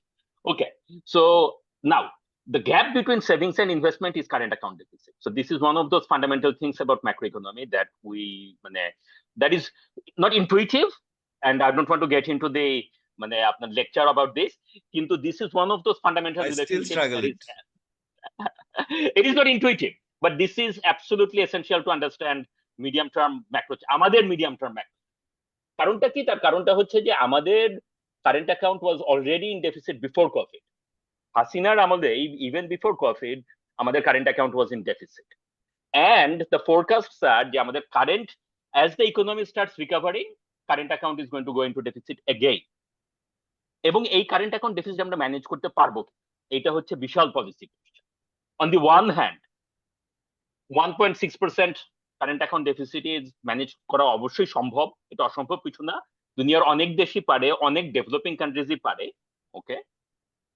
কিন্তু সেই দেশগুলির সেন্ট্রাল ব্যাংক, সেই দেশগুলির এক্সচেঞ্জ রেট পলিসি, সেই দেশগুলির ব্যাংকিং সেক্টর আর ফাংশনিং, ওকে। কারেন্ট অ্যাকাউন্ট ডেফিসিট মানে হচ্ছে সিম্পলি যে আমার যে ডলার মানে বৈদেশিক currency, foreign currency, hard currency, dollar, pound, what ever, সেইটার যে সাপ্লাই আমি পাচ্ছি তার তুলনায় ডিমান্ডটা বেশি। এবং সেটা যদি হয় তাহলে পরে there is a depreciation pressure on the currency, just simply supply and demand হিসাবে আর কি। যদি ডিপ্রিসিয়েশন প্রেশারটা বেশি হয় সেটা আমাকে ম্যানেজ করতে হবে। আমি সেটা মার্কেটের কাছে ছেড়ে দিতে পারি, কিন্তু সেটা যদি আমি ছেড়ে দেই এবং ডিপ্রিসিয়েশনটা যদি ভোলাটাইল হয় তাহলে পরে সেটার একটা ইনফ্লেশন ইম্প্যাক্ট হবে। আমি যদি মার্কেটের কাছে না ছেড়ে দিই, আমি যদি বলি যে এটা আমি একদম কমপ্লিটলি ফিক্সড করে রাখি, মানে আদার এক্সট্রিম, ফুললি ফ্লোটিং অথবা ফুললি ফিক্সড, আমি যদি ফুললি ফিক্সড করে রাখি তাহলে আমার এনাফ রিজার্ভ থাকতে হবে এবং সেই রিজার্ভটা আমার ম্যানেজ করতে হবে, হ্যাঁ। অথবা আমি যদি মাঝামাঝি কিছুতে রাখি, সে ক্রলিং প্যাক টাইপের, তাহলে পরে আমার সেন্ট্রাল ব্যাংকের সাফিসিয়েন্ট ক্যাপাসিটি থাকতে হবে যে সেটা আমি ম্যানেজ করতে পারি। তো আমি এটা প্রশ্ন যে আমাদের নতুন সরকারের কাছে এটা একটা বিশাল প্রশ্ন বা একটা চ্যালেঞ্জ থাকবে যে এটাকে ম্যানেজ করতে হবে, কেন হ্যান্ডেল ইট। অবভিয়াসলি হাসিনা ম্যানেজ করতে পারে নাই, মানে কোভিড ছাড়াও বা অন্য কোনো কিছু ছাড়াও হাসিনা সরকার, আওয়ামী লীগ সরকার এটা ম্যানেজ করতে পারে নাই দেখেই eventually the depreciation was very big, এবং and then they compounded the problem with 9/6 অর্থনীতি and all of those, এবং তাদের তো অন্য আরো প্রবলেম ছিল, টাকা পাচার and so on. একটু জাস্ট সবার স্মরণে দেই যে আমাদের যে ডেফিসিট, আমাদের যে ডেপ্রিসিয়েশন এখন 122 টাকায় মনে হয় স্টেবিলাইজ করে রাখা আছে। আমি যতটুকু শুনছি যে there is a pressure to increase it, আপনার আরো টাকাকে আরো ডেপ্রিসিয়েট করার কথা আছে বা এটার প্রসঙ্গে সাজেশন আছে। আরেকটা ব্যাপার যেটা আমি গত এক সপ্তাহ ধরে অ্যাটলিস্ট বেশি শুনছি সেটা হচ্ছে dollar itself depreciated. Dollar has depreciated a lot, or has been depreciated, absolutely. So Yeah. আমাদের টাকা কেন স্টেডি আছে সেটার একটা কারণ হচ্ছে যে মানে one of the reasons is because dollar has been depreciated. Having said that, Indian rupee has depreciated massively as well. Okay, so it's not মানে there are a lot of things going on in the world. So put it this way. Should I continue অথবা হ্যাঁ move on হ্যাঁ তারপর জি আসছি আচ্ছা okay so প্রশ্নটা হচ্ছে যে এরকম যে can we handle a current account deficit আচ্ছা পার্টিকুলারলি এখন আমি ফিসকালে যাচ্ছি and I have only 2 slides on fiscal because আমার মনে হয় যে নির্বাচনের রেজাল্ট পাওয়ার পরে আমাদের একটা ফিসকাল নিয়ে ডিটেল আলোচনা করা উচিত সো আমি ফিসকালে বেশি কথা বলবো না but I still just want to put 2 slides that are legacy of Hasina ঠিক আছে প্রথমটা হচ্ছে যে আপনার we have to service Hasina's debt এটা হচ্ছে আপনার interest expenditure as percent of revenue কালোটা হচ্ছে হিস্টোরিক্যাল লালটা হচ্ছে আইএমএফ প্রজেকশন IMF প্রজেকশনে revenue is already pretty optimistic. Okay, revenue goes from 8% of GDP to 11% of GDP. মানে ওরা বলতেছে যে IMF যেসব কন্ডিশন দিবে সেই কন্ডিশন অনুযায়ী যে আপনার রেভিনিউ বাড়ানোর কথা সরকার সেই রেভিনিউ বাড়াবে এটা অ্যাজিউম করে নিয়ে এটা ধরে নিয়েই তারপরেও তাদের ফোরকাস্ট হচ্ছে বেসিক্যালি প্রতি 4 টাকায় 1 টাকা ইন্টারেস্ট দিতে হবে। আমি যদি এখন দেখি আমাদের হিস্টোরিক্যাল প্যাটার্ন যেটা যে আমরা বলি যে আমরা 1 টাকা আমাকে দিয়ে দিতে হবে ডেট পেমেন্ট আমাকে ইন্টারেস্ট পেমেন্টে দিতে হবে এবং এটা আমি ধরে নিচ্ছি যে যে রেভিনিউ রেজিং যেটা আর কি আইএমএফ এর কন্ডিশনে থাকে যেটা সরকার প্রত্যেক মানে হাসিনার সময় বা হিস্টোরিক্যালি বলা হতো যে হ্যাঁ আমরা এটা করব প্রত্যেকটা বাজেটে আমরা বলি যে আগামী বাজেটে রেকর্ড রেভিনিউ রেজ হবে তারপরে সেটা হয় না ঠিক আছে that is our historical pattern আমি ধরে নিচ্ছি যে সেগুলি হবে না আমি ধরে নিচ্ছি যে এরকম যে মানে আইএমএফ ধরে নিচ্ছে যে রেভিনিউটা বাড়বে ওদের প্রোগ্রাম অনুযায়ী বাড়বে তারপরেও ওই যে অ্যাডিশনাল রেভিনিউ আমি কালেক্ট করবো ওই রেকর্ড রেভিনিউ থেকে প্রতি 4 টাকায় আমাকে 1 টাকা ইন্টারেস্ট এক্সপেন্ডিচার মানে ইন্টারেস্ট পেমেন্ট দিতে হবে আমি যদি আমার হিস্টোরিক্যাল প্যাটার্ন অনুযায়ী রেভিউ রাখি যে 11% হবে না ওটা 8% অফ জিডিপি থাকবে তাইলে পরে এই লাল দাগটা আরো উপরে চলে যাবে তো this is something to keep in mind borrowing pressure কিন্তু বাড়বে আরো একটু বাড়ার কথা isn't it and that is the next one এটা হচ্ছে debt to GDP ratio okay and you can see again up to black is historical lalta hocche IMF this does not include any new promises by any parties this is basically based on interim government er je budget rekhe geche সেই budget অনুযায়ী এবং interim government যেটা তাদের মানে যেটা interim government এর অনেক কিছু সমালোচনা করা যায় কিন্তু একটা জিনিস হচ্ছে যে they have been fiscally very conservative okay so budget deficit interim এর আমলে budget deficit বাড়ে নাই they have basically kept status এখন এটা ভালো খারাপ সে বিতর্কে আমি যাব না কি করা উচিত ছিল সেটা অন্য বিষয় কিন্তু দে হ্যাড কেপ্ট স্ট্যাটাস কাজেই এই যে আমি লাল দাগটা উঠতে দেখতেছি দিস ইজ নট দ্যাট যে ইন্টারিম গভর্নমেন্ট অনেক কিছু নতুন বোর্ডিং করেছে বা অনেক নতুন প্রজেক্ট হাতে নিয়েছে ওর anything this is just the legacy of Hasina যা রেখে গিয়েছিল সেইটার যে ওই মানে আপনার কম্পাউন্ডিং যেভাবে হতে থাকে ডেট টু জিডিপি যেভাবে বাড়তে থাকে যে ডাইনামিক্স যেটা সেইটার কন্টিনিউ এই দাগটা নিয়ে যাচ্ছে and look by 2030 এটা 47% of GDP চলে যাচ্ছে this does not also include SOEs this does not include other things মানে SOE সেক্টরে অনেক প্রবলেম আছে যেটা আমরা জানি কি প্রবলেম কোয়ান্টিফিকেশন আমরা জানি না কাজে এটা আমরা যেটুকু জানি সেটুকুর উপরেই so this is a scary chart if you are not scared তাহলে পরে I have failed in my presentation আমি দেখছি জিয়া মাথা নাড়াচ্ছে he is scared I will stop আচ্ছা হ্যাঁ আমি যদি একটু একটা জিনিস বলি সেটা হলো যে এই এটা অবশ্যই স্ক্যারি কিন্তু এখানে তো আমরা আবার শুনতেছি যে পে স্কেল ইনক্রিজ করা হবে তো আমাদের ওই ডেট সার্ভিসিং এ যদি আমাদের ফিসকাল স্পেসটা তো কমে যায় আর পে স্কেলও ইনক্রিজ করা হয় তাহলে তো এই স্ক্যারি সিচুয়েশন আরো ভয়ঙ্কর দিকে যাবে তাহলে এই ধরনের ফিসকাল স্পেসে পে স্কেল ইনক্রিজের বিষয়টা আলোচনায় যে আসতেছে এটাই তো একটা মনে হয় চিন্তার বিষয় এটা নিয়ে বোধহয় জিয়া আপনি আমার থেকে বেটার বলতে পারবেন you are much more in tune with actual ground reality than me absolutely আমার কোনো অ্যাডিশনাল ইনসাইট নাই জ্যোতির প্রজেকশনটাই ইনসাইট মানে when we do the fiscal discussion Jyoti আগে যেটা করেছেন ইজ ভেরি ক্লিয়ার আমাদের আসলে আপনি আগের স্লাইডে যেটা বলেন interest now going to 33% and then banking সেক্টরে অনেকগুলো ব্যাংকে বেল আউট করতে হবে and lot other things we know so government আমার ইয়ে নিয়ে আর্গুমেন্টটা মূলত চ্যানেলিং এ যে অফকোর্স আমাদের একটা এক্সপানশনারি মনিটারি পলিসি লাগবে otherwise we can't have growth কিন্তু এটার এক্সপানশনটা কোন চ্যানেলে করব ওখান থেকে আমি প্রশ্ন করি যে ব্রোকারদের খরচ বাড়ানো is not the right channel there are other channels which are more efficient আচ্ছা ওয়াসিম আর আসিফ দুইজনেই হাত তুলেছেন সো প্লিজ গো অ্যাহেড আমি কি চার্ট বন্ধ করে ফেলবো চারটা বন্ধ করে অডিও। দেন, হ্যাঁ চারটা বন্ধ করে দেন। যদিও যারা শুনছে লাইভে প্রচুর মানুষ শুনছে অ্যাকচুয়ালি, তাদের জন্য যদিও চারটা সাইডে রাখতে পারলে আমার ভালো হতো। আচ্ছা যাই হোক, ওয়াসিম আলিম আর Asif Khan, scary, that's what যদিও ওয়াসিম আমার আগে যাবেন, আমি বলবো। Up to you. আমি বলতে পারি, but you can respond then.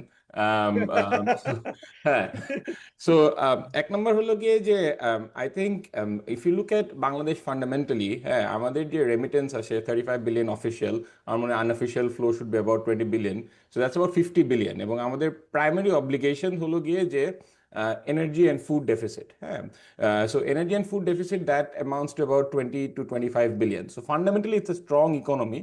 Access যে ইয়েটা আছে, যে ক্যাপিটালটা আছে, সেটা কিভাবে ডিপ্লয় হচ্ছে, দ্যাট বেসিকলি গোজ ইনটু আপনার কি বলে ক্যাপিটাল মেশিনারি টেশনারি। এখানে কিন্তু অনেক চুরিও হয়েছে। এই যে কারেন্ট অ্যাকাউন্ট ডেফিসিট ছিল, এখানে কিন্তু অনেক মানে actually capital flow is included in the current account কারণ ওভার ইনভয়েসিং এইসবের জিনিসপত্র কিন্তু এখানে আসছে।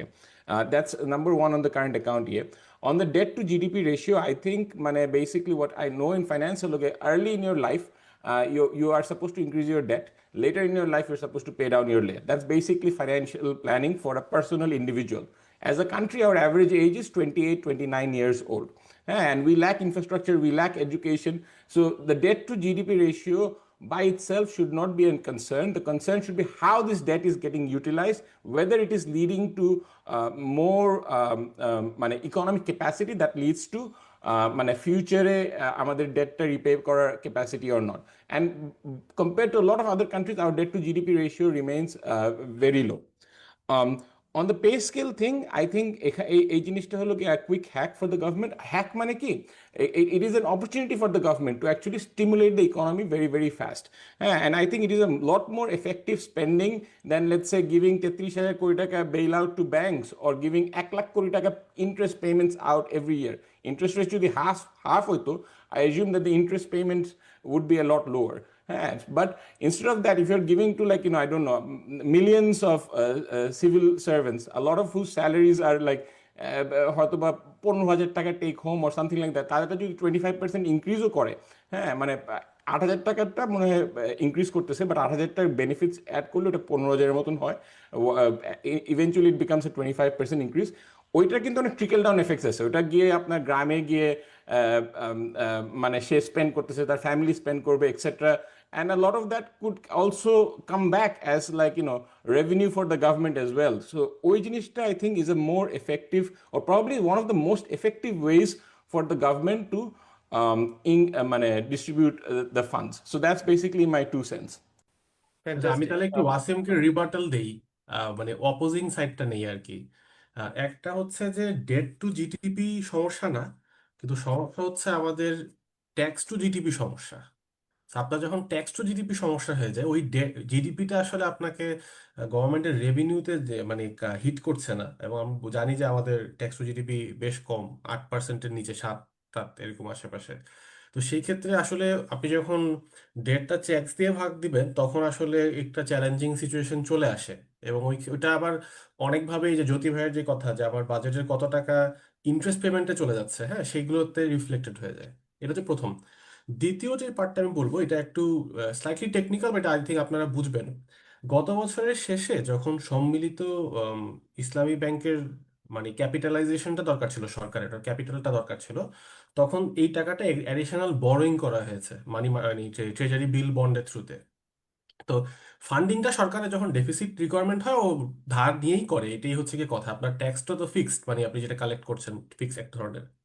ওইটার কারণে ট্রেজারি বিল বন্ডের ইল্ড আই থিঙ্ক সম্ভবত 1% বেড়ে গেছিল অল্প সময়ের মধ্যে। আপনার যে অ্যাডিশনাল, আমার মনে নেই এক্স্যাক্টলি, আসিফ ইকবাল ভাই হয়তো মনে আছে এক্স্যাক্ট অ্যামাউন্টটা, 10,000 কোটি না কত হাজার কোটি টাকা ছিল, বড় করেছিল। এখন যেই পে স্কেলের কথা আমরা বলছি, সেটা হচ্ছে ইনক্রিমেন্টাল 1,00,000 কোটি। মানে আপনি যদি এক্স্যাক্টলি ওই পে স্কেল নাম্বারে আপনি আনতে চান, এখন 12 মাসে আপনি স্প্লিট করলে 8,000 কোটি টাকার ইনক্রিমেন্টাল বরোইং পার মান্থ। এইটার কিন্তু সরকারের যে বরোইং রেটের উপরে ক্লিয়ার ইম্প্যাক্ট আছে। মানে আপনি অ্যাডিশনাল বরোইং করবেন মানি সাপ্লাইটাকে কনস্ট্যান্ট রেখে, হ্যাঁ যেই রেটে আপনি বড় করবেন, যে রেটে আপনি ধার নিচ্ছেন, সেটা বেড়ে যাবে। এইটা কিন্তু এখন পর্যন্ত মানুষজন কথাটা বলছে না। মানুষ বলছে যে টাকাটা কোত্থেকে আসবে, বাট টাকাটা আসলেও এটা একটা ইম্প্যাক্ট আছে, that is the borrowing cost. এখন আপনি, হ্যাঁ so the stimulation to the economy, যেটা ওয়াসিম বলতেছিল যে সরকারি এমপ্লয়ীদের বেতন টেতন বাড়লে ওরা কনজাম্পশন বাড়বে, এটা economic stimulus. On the other hand treasury bill বন্ডের ইল্ড বাড়া মানে হচ্ছে এই যে এটা আমাদের জয় ভাই এখানে আছেন, যে ব্যাংকিং খাত যখন ট্রেজারি ইল্ড হায়ার পাবে, তার লেন্ডিং রেট যেটা সেট হয় এটা কিন্তু ওই ইল্ড কার্ভের উপরই হয়। সো তখন আপনার প্রাইভেট সেক্টরের বরোয়িং রেটটা আরো বেড়ে যেতে পারে, মানে দেয়ার ইজ আ কস্ট, মানে there is a fairly significant cost. এবং আমি যাদের সাথেই কথা বলছি তাদের মানে তাদের ভিউ হচ্ছে যে আসলে 1 লক্ষ কোটি টাকার ইনক্রিমেন্টাল বরোয়িং দেওয়ার ক্ষমতা আসলে এই মুহূর্তে নাই। সো হয়তো এইটা নিয়ে কথা মানুষ কম টম বলছে, অত বেশি বলছে না, হয়তো এটা স্ট্যাগার্ড কোনো একটা রুটেই হয়তো যেতে হতে পারে আর কি। আচ্ছা, দ্যাটস আমি অল। এই প্রসঙ্গে আমি একটু একটা সেকেন্ড জাস্ট একটু কাউন্টার রিবাটল দিই। বেসিক গভর্নমেন্টের এই বছরের আই থিঙ্ক এডিপি বাজেট ওয়াজ 2 লাখ আর 2.5 লাখ কোটি। হ্যাঁ, সো এখান থেকে কিন্তু 20% ইমপ্লিমেন্টেশন হয় নাই। এবং হিস্টোরিক্যালি এডিপির থেকে যেরকম মানে মিস অ্যালোকেশন হয়েছে, যে ওইটাই যদি মানে if we just maintain the historical ADP budget and reallocate that to the operating budget, I think the borrowing will not go out of hand. Wasim, historically আমরা কখনো এই জিনিসটা দেখি নাই হয়েছে। হ্যাঁ, so I won't bet on ADP actually নতুন ADP যে ইমপ্লিমেন্টেশন হবে না, it's a problem for the next 2-3 years. মানে এখানে আসলে I totally project understand. I totally agree. আমি So, এখানে একটু অ্যালোকেশনের জায়গায় একটু চিপ ইন করি, মানে combining the view of Wasim ভাই এবং আসিফ ভাই। I don't think neither of this are efficient. যদি আসিফ ভাই অ্যাডভোকেট করেন নাই যে আমাদের সিভিল সার্ভিসদের 1 লক্ষ কোটি টাকা ইনক্রিমেন্টালি বাড়ানো, দি অল্টারনেটিভ ইজ দ্যাট আমাদের ব্যাংকিং সেক্টরে বেল আউট করা। I think we need to continue one of the models of Hasina economics, that is the আমাদের এডিপি কস্টটা বাড়ানো। আমাদের অপারেটিং কস্ট এভাবে করে পার্মানেন্টলি বাড়িয়ে যাওয়ার থেকে আমরা যে এই সরকার 2,20,000 কোটি টাকা এডিবির বাজেট করেছে এবং it has not been spend and that has been touted as a credit, I would say the next government has to take big projects or short projects, whatever. They had to invest on the productive capacity, which will also generate যে Hasina economics এর মডেলে এই যে infrastructure ডেভেলপমেন্টে। আমার আর্গুমেন্টটা হচ্ছে, if you are also not continuing that, a lot of companies will actually go bankrupt, especially in cement and steel and lot other companies, which will be a drag to again on the banking sector. So এটাকে very continue good করতে হবে। point. So very intricate situation. আমি একটু just এটাকে একটু অন্য aspect থেকে একটু আসি। তৌকির, you are an মানে investment analyst, you invest, you basically analyze countries and economies. So আমি এই পার্সপেক্টিভ থেকে আমি আপনাকে জিজ্ঞেস করতে চাই, if Bangladesh is a fund, will you be investing in it? Yes or no? Yes. In fact, that's exactly what I'm doing. Yeah. Okay, so why I are was you investing in Bangladesh? well, so আমার একটা যেটা well আমার এটা kind of diversified portfolio, কিন্তু একটা জিনিস হচ্ছে যে আমি বাংলাদেশের মার্কেটে ইল্ড বা ওই দিক থেকে চিন্তা করলে ওইটা যথেষ্ট লুক্রেটিভ এই মোমেন্টে। আর আসিফ ভাই মনে হয় আমার সাথে আসিফ ভাই একবার কথা হয়েছিল এটা নিয়ে, যে বাংলাদেশের market still undervalued when it comes to stocks and the capital market. So এটা কিছুটা inefficient pricing আছে. So I find better investment opportunities in Bangladesh market. আর এটার আপনার alternative যেটা আপনি যদি এখানে চলে আসেন এই আমেরিকান মার্কেট বা কানাডিয়ান মার্কেট যেগুলো like these are all acting like bubbles. So I don't have like আপনি যদি ভ্যালু ইনভেস্টমেন্টের পার্সপেক্টিভ থেকে চিন্তা করেন, I don't see a lot of like long term like opportunities that I can মানে খুবই কনফিডেন্টলি যে আমি ইনভেস্ট করে বসে থাকতে পারবো। সো But এটা একটা Bangladesh, you think there is a possibility যে খুব শর্ট টার্মে রিটার্ন পাওয়া সম্ভব? That's what you not say? Necessarily short টার্মে, বাট But আমি বলছি যে মেবি আপনি একটা গুড প্রাইসে গুড আপনি ইয়ে পাবেন, ইনভেস্টমেন্ট অপরচুনিটি what পাবেন। are the sectors that you'll be investing in? Oh boy, mainly maximum আপনার যত ব্লু চিপ স্টক আছে আপনার মানে ডাইভার্সিফাইড, আপনার ফার্মাসিউটিক্যালস, টেলিকম, সিমেন্ট যা কিছু আছে সবকিছুই মোটামুটি। আচ্ছা, যে আমি খুব বেশি স্টকে ইনভেস্ট করতেছি না এই মোমেন্টে বাংলাদেশে, বাট ইয়া আচ্ছা, না আমি প্রশ্নটা এই জন্য করছি, সেটা হচ্ছে যে আমরা এতক্ষণ পর্যন্ত যে কথা বললাম যে সব হচ্ছে যে ফ্রম দ্য পার্সপেক্টিভ যে আমাকে ডেট পে করতে হবে, আমাকে বড় করতে হবে, আমার জিডিপি গ্রোথটা বা মানে এটা অ্যাক্সেলারেটেড হবে কিনা আমি শিওর না। হ্যাঁ, সো এক্সপেন্ডিচার প্রেশার আছে প্রচুর। আমি ইনকাম পার্সপেক্টিভটা ভাবতে চাচ্ছিলাম। সো আমরা টাকা পাবো কোথায়? লেটস সে আমি একটু এইভাবে যাই যে let's say when a business is dying, হ্যাঁ, আমার কাছে আছে 100 টাকা, আমার কাছে আছে আমার নাম, আমার প্রবলি এক্সপিরিয়েন্স, আমার কিছু নেটওয়ার্ক এন্ড এটসেট্রা, আমার কিছু ফ্রেন্ডস, আমার কাছে আছে 100 টাকা। আমি কালকে হয়তো 100 টাকা শেষ হয়ে যাবে, আমার বিজনেস শেষ।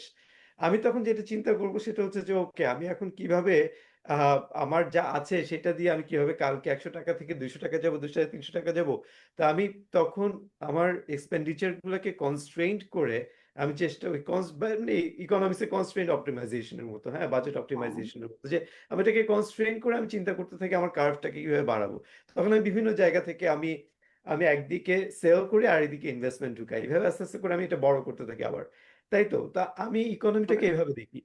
তো আমাদের আজকের ডিসকাশনে আমি যেটা বুঝতে পারছি যে বাংলাদেশ অনেকগুলো প্রেশার পয়েন্টে আছে। তো নেক্সট গভর্নমেন্ট এই প্রেশার পয়েন্ট থেকে যদি বের হতে চায় তাহলে তার আর্নিং সোর্সটা প্রাইমারিলি কোত্থেকে আসবে? এখন জিয়া ভাই বললেন যে he would rather prefer an expansionary economic policy, expansionary monetary policy, and he surprised us by saying যে he wants to have some big projects, money pumped in.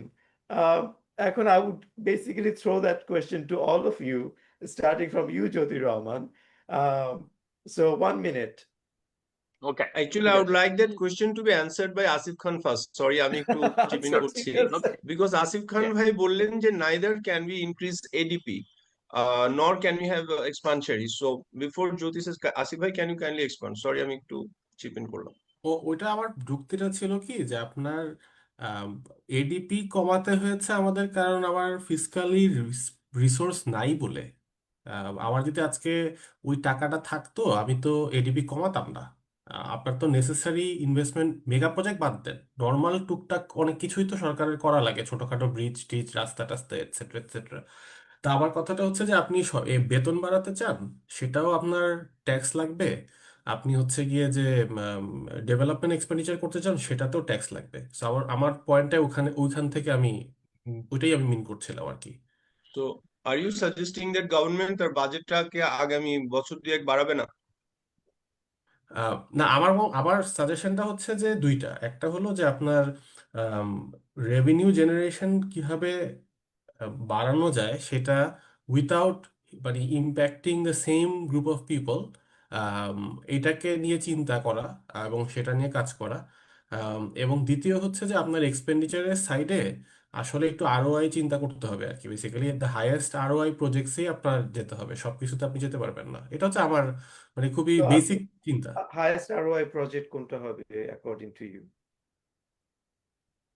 মানে আমার কাছে হ্যাঁ, না, এখন দেখেন, আর হাইয়েস্ট আরওআই প্রজেক্ট বলতে আমি ডেভেলপমেন্ট এডিপির কথা আমি মিন করছিলাম, যে এটা তো আমার কাছে কিছু না, বাট ধরেন আপনার একটা প্রজেক্টের ভায়াবিলিটি অ্যাকচুয়ালি দেখে করা। যেরকম আপনি যদি এক্সিস্টিং প্রজেক্টগুলো বাংলাদেশের দেখেন, হ্যাঁ, Rooppur was not a high ROI project, আপনার Karnaphuli tunnel was not a high ROI project, but right. Padma bridge was a high ROI project. হ্যাঁ, হয়তো even with the some people disagree.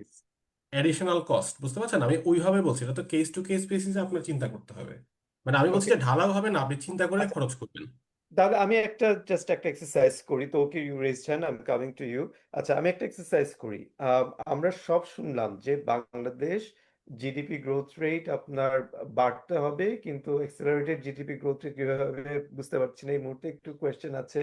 জ্যোতি ভাই এটা বললেন যে debt payment is high, so এটা একটা risk, আমার ওইখানেই টাকা চলে যেতে পারে অনেক টাকা, আমি কিভাবে তাহলে এক্সপেন্ডিচার করব সেটা নিয়ে কোয়েশ্চেন তুলেছেন। তো food non food price inflation এটা নিয়ে কোয়েশ্চেন তুলেছেন, তারপরে কারেন্ট অ্যাকাউন্ট ডেফিসিট নিয়ে প্রশ্ন তুলেছেন। So putting all this together, I'm asking all my panelists একটু ভাবেন আর চ্যাট রুমে you type down your one policy that you recommend to the future government যে do this. So what should be the doing? আপনারা একটু লেখেন chat রুমে। আমি তৌকিরের কাছে যাচ্ছি, তারপর জ্যোতি রহমানের কাছে যাব, giving you the chance for next 5 minutes to write it down. Tauqir.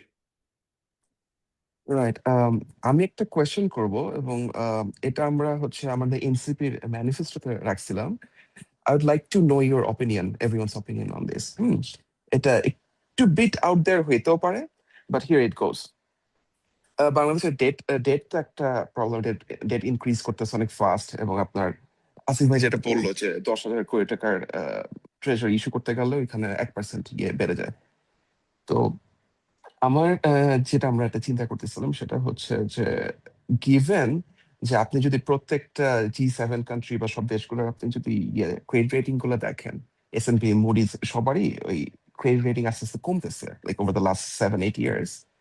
So essentially what it means যে বাংলাদেশের সাথে ওই ক্রেডিট রেটিং এর স্প্রেডটা কমতেছে। Bangladesh still junk bond, but do you think there should be any kind of initiative to মানে বাংলাদেশের যে ট্রেজারি ওইগুলা দেশের বাইরেও ইনভেস্টরদের কাছে পিচ করা, বা ওই পয়েন্ট অফ থেকে ওইটা হচ্ছে একটা। আরেকটা জিনিস হচ্ছে বাংলাদেশ ব্যাংক যেটা করতেছে যে রিসেন্টলি খুবই ফাস্ট তারা বাজার থেকে হচ্ছে ডলার করতেছে, কিনে নিচ্ছে, এবং একটা কি বলবো যে একটা ওভার ভ্যালিউড কাইন্ড অফ একটা ডলার রেট মেনটেন করতেছে। সো বাংলাদেশের ডলার রিজার্ভ আছে, so that's not problem either. এই পয়েন্টটাতে আপনার কি মনে হয় আপনাদের, যে কারণ গ্লোবাল বন্ড মার্কেট হিউজ, ওইখান থেকে 10 billion, $15 billion actually it's not that huge of a deal. হ্যাঁ, তো হোয়াট ডু ইউ থিঙ্ক? এটা বোধহয় আসিফ খানের টেরিটরি। আসিফ খান। না, এটা অ্যাকচুয়ালি অনেকেই আনসার করতে পারবে। প্রথমটার ব্যাপারটা হচ্ছে যে মানে বাংলাদেশের ট্রেজারি বিল বন্ডে কখনোই সরকার বিদেশি ইনভেস্টররা আসে নাই। তো বিভিন্ন কারণে হয়তো মার্কেটের ডেপথ কম, যেই সাইজটা আমাদের আছে সেটা উম, আম, ওদের ইন্টারেস্টের তুলনায় কম। আরেকটা কেউ কেউ বলছিল যে আমাদের এখানে ট্যাক্সেশন রিলেটেড কিছু ইস্যুস ফেস করেছে, যে ট্রেজারি বিল বন্ড কেনার ক্ষেত্রে। বাট ইউজুয়ালি ফরেন ইনভেস্টররা চেষ্টা চায় হচ্ছে ইউরো ডলার বন্ড কিনতে, মানে বেসিক্যালি ইনস্টেড অফ টাকা ডিনোমিনেটেড ডেট, মানে ইউএস ডলার ডিনোমিনেটেড ডেট। তো এটা কিন্তু আমাদের পার্শ্ববর্তী দেশরা করেছিল, পাকিস্তান এবং অন্যান্য দেশ বিভিন্ন সময় ডলার বন্ড টন্ড ইস্যু করেছিল। তো এটা বাংলাদেশ কখনো করে নাই, এবং এটা নিয়ে গত 10 বছরের হিউজ ডিবেট ছিল যে বাংলাদেশ এটা করা উচিত কি উচিত না। কেন একটা বাংলা বন্ড করলো না 2 বছর আগে? দ্যাট ওয়াজ নট কোনটা? সাবস্ক্রাইব। বাংলা বন্ড একটা করেছিল বছর 2-3 আগে। সরকারের তরফ থেকে মনে হয় না, ওটা তো আই থিঙ্ক প্রাইভেট ওটা মানে সেক্টর ছিল। প্রাইভেট কোম্পানি ছিল। হ্যাঁ, ওটা আইএফসি ওটাকেই মানে হেল্প, সম্ভবত প্রাণের ছিল আমার যতটুকু মনে পড়ে। ওটা আসলে সভারেন ছিল না আর কি। তো এটা এক্সপ্লোর করা যেতে পারে, বাট আমার কাছে মনে হয় যে মানে ইমিডিয়েটলি এটাকে ট্যাপ ইন করা যাবে না। মানে বিদেশি ইনভেস্টররা আসতে হলে ওদের they need to have confidence in the country's monetary policy, confidence in our fiscal regime, মানে সবকিছু মিলায় আর কি। আর সেকেন্ড যেই প্রশ্নটা ছিল, আম, তোকে can you remind the second question, আমি ভুলে গেছি একটু। একটা আমারও তো ছিল মনে এই নাই। বন্ড মার্কেট নিয়ে, যে বন্ড মার্কেট ট্যাপ ইন করা যায় কিনা। There exchange were rate right, other- মানে পলিসি, ইজ আমি দ্য কারেন্সি একটা overvalued and should we maintain an overvalued টাকা? আচ্ছা, এইটা আমার মনে হয় যে জ্যোতি রাইট। ভাই বলেন, এটা আমি যা বলবো আপনি তাই বলবেন আই থিঙ্ক। আপনি বলেন এটা। না, তুমি বলো, because I already have lot of things to সে। তুমি বলে ফেলো। আচ্ছা, আমার কথাটা হচ্ছে একই কি কথাই যে বলবো হয়তো, তুমি বলে ফেলো। হ্যাঁ, আলটিমেটলি এটা তো একটা পলিসিগত ডিসিশন। হ্যাঁ, সরকার, সেন্ট্রাল ব্যাংক ডিসিশন নিয়েছে আমরা কলিং পেগ মেনটেন করব, এবং পেগের রেটটা হবে হচ্ছে তাদের একটা ইন্টারনাল ফেয়ার ভ্যালু ক্যালকুলেশন আছে, রিয়ার টাইপের কিছু একটা। সেটা সেটাকে ম্যানেজ করার জন্য তারা ইন্টারভিন করবে। সো টাকার দাম যদি মানে অ্যাপ্রিসিয়েটিং সিচুয়েশনে চলে যায় ওই পেগের বাইরে, তখন তারা ডলার বিক্রি করা শুরু করবে, সরি কিনা শুরু করবে সিস্টেম থেকে। আর আদারওয়াইজ যদি টাকার মান বেশি ডেপ্রিসিয়েট করে যায়, ওই পেগের বাইরে চলে যায়। হ্যাঁ, এখন প্রশ্নটা হচ্ছে যে এই পলিসিটাকে যদি আমি মানে বেসিক্যালি ডিসকন্টিনিউ করতে চাই কি চাই না, বা এই রিজার্ভটা বেড়ে আমার কোনো লাভ হচ্ছে কেন? লাভ তো আছে, কারণ হচ্ছে কি পরবর্তীতে কখনো অর্থনীতিতে ডিমান্ড বাড়লে আমার রিজার্ভ লাগবে। বাংলাদেশ আসলে sustainable current account deficit country. এখন হয়তো আমি কিছুটা সারপ্লাস বাই করছি, আমার এই রিজার্ভটা বিল্ড আপ করাটা দরকার। আরেকটা বিষয় হচ্ছে যে আদার অপশন টু ডু হচ্ছে যে আমি সুদের হার কমাতে পারলে, পলিসি রেট কমালে aggregate demand of the economy বাড়বে, আমার ইম্পোর্ট বাড়বে, ক্যাপিটাল মেশিনারি ইম্পোর্ট টিম্পোর্ট আমরা করবো, কনজাম্পশন বাড়বে। তো অটোমেটিক্যালি তখন আবার কারেন্সিতে একটা মানে চলে আসবে, তখন এত সারপ্লাস আসলে আমরা জেনারেট করতে পারবো না। তো ওই দিক থেকে আসলে আমি কারেন্ট পলিসিটাকে নেগেটিভলি দেখি না আর কি। এই হলো আমার thought. Great. Jyoti Rahman, you said you have a lot of points. আপনি ওটা বলার পরে আপনারা আমাকে মেসেজ দিচ্ছেন ইয়োর সাজেশনস, আমি ওটা দিয়ে শেষ করবো। আমরা প্রায় 20 মিনিট ওভারশুট করেছি, কিন্তু আমি কন্টিনিউ করছি কারণ হচ্ছে যে অনেক মানুষ শুনছে অ্যাকচুয়ালি আমাদেরকে এখন। So Right. ট্র্যাকশন আচ্ছা ইজ এক্সট্রিমলি হাই, সবাই শুনছে খুব Sure. মনোযোগ দিয়ে। সো আমি এই জন্য কন্টিনিউ করছি, বাট লেটস র্যাপ আপ। আপনি একটু, জ্যোতি রহমান, আপনার Sure. কনক্লুডিং রিমার্ক, তারপরে আমি সবারটা বলে আমার দিক থেকে আমি র্যাপ আপ করছি। Okay. গুড টু নো যে মানুষ শুনছে। শনিবার দিন সকালে ঢাকায় আর কি করার আছে অর্থনীতির কথা না শুনলে। আচ্ছা, ওকে। সো আপনার প্রশ্নটা কি ছিল যে আমাদের মানে ওয়ান বিগ সাজেশন আমরা কি করা উচিত, এটা? হ্যাঁ, হ্যাঁ, যে কিভাবে হ্যাঁ, আমরা ঠিক আছে। ইকোনমিতে ব্লাড লাইন কে- করে আনবো। আচ্ছা, হ্যাঁ, ঠিক আছে। তো look, I have three things to say. Okay, প্রথমটা হচ্ছে যে আই ডোন্ট থিঙ্ক যে এই মুহূর্তে government has any physical space, particularly এটা আমরা এডিপি করেই করি, বা ইয়ে থেকে আর কি আপনার পে স্কেল করেই করি, অথবা অন্য কোনো কিছু দিয়ে আর কি, যে ভ্যারিয়াস যেসব সাপোর্ট মেকানিজম যেগুলি সাবসিডিজ এগুলি বলার কথা হচ্ছে, and so on, right? So এই মুহূর্তে কোনোটারই ফিজিক্যাল স্পেস এই মুহূর্তে নেই। Okay, so that's my point number one. There is no fiscal space at the moment. নতুন গভর্নমেন্ট আসার পরে they have to figure out their budget.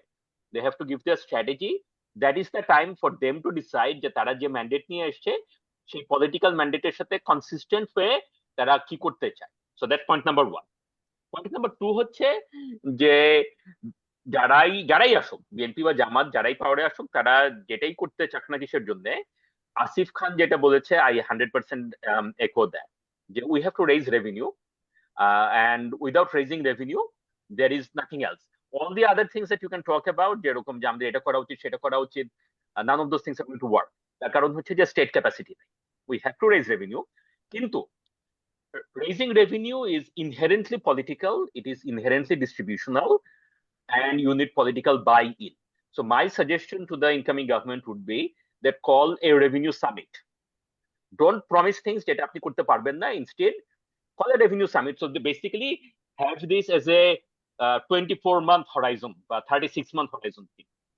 প্রথম বছরে আপনার কাজটা হবে যেরকম যে আপনি all sectors, so it has to be led right from the top. ঠিক আছে, it has to be hosted by the prime minister, elected prime minister. It has to be attended by all different sectors of the society, আপনার corporates, employee groups, social sectors, মানে development sectors, academics, think tanks, আপনার non-economic actors in the society, say for example religious groups, women's groups, whatever. Has to have a social buy-in. Revenue সামিটের main এটা হবে যেরকম যে আমাদের যে রেভিনিউটা বাড়াতে হবে এবং সেটা আমরা কিভাবে বাড়াবো সেটার জন্য একটা political buy. That's year number one. Year number two, second ইয়ারে যেটা, প্রথম বছরে আপনি রেভিনিউ সামিটটা করবেন, করে এটা এস্টাবলিশ করবেন যে there is a social consensus, there is a social acceptance যে আমাদের status quo is not possible, we have to raise revenue. Year number two যেটা হবে সেটাতে আপনার দ্বিতীয় বছরের বাজেটে আপনি অ্যাকচুয়ালি আপনার প্ল্যানটা আউটলাইন করুন যে ঠিক আছে, given what happen in year number one, second ইয়ারের বাজেটে 2027-28 বাজেটে, মানে যে বাজেটটা 2027 জুনে পাবলিশ হবে, সেই বাজেটে আপনি বলবেন যে আগামী 3 বছরে আমি 8% থেকে 10% বা হোয়াট এভার এটা আমি করব এবং এইভাবে করব। আমি এই জিনিসের উপরে ট্যাক্স বাড়াবো, সেটার জন্য যাতে মানুষের কষ্ট না হয় তাই জন্য আমি ওই জিনিসের জন্য কমাবো, বা whatever those things are. Okay, so that is your technocratic. So year one is your political buy-in, year two is your technocratic design বা policy design, and then phase 3 হচ্ছে আপনার implementation. Okay, so this would be my second thing. প্রথমটা হচ্ছে যে এরকম যে you don't have fiscal space at the moment, so you have to figure out what you are going to do.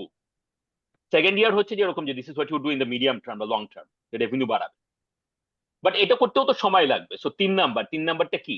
Okay, turns out that there are a lot of things you can do that doesn't cost money, but it can increase confidence. Okay, and also it doesn't cost money at all, কিন্তু it can destroy confidence. So for example, আপনি কাকে কোন সেক্টরে কি responsibility দিচ্ছেন, that can create or destroy confidence. আপনার Absolutely. যেসব কি ইকোনমিক এজেন্সিজ আছে, if you appoint right people, by right people I mean well qualified, competent, যাদেরকে আর কি মানুষ রেসপেক্ট করে, যাদের ক্রেডিবিলিটি আছে, that will boost confidence. It doesn't cost you a cent, একটা পয়সাও লাগবে না। কিন্তু ভালো মানুষদেরকে বা মানে okay it does sound like যে এরকম যে জামাতের স্লোগানের মতো হয়ে গেল যে ভালো মানুষ বসালেই হবে। So I don't mean to sound it like that.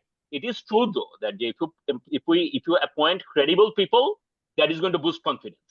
And similarly, if you don't, it's going to damage confidence. Super.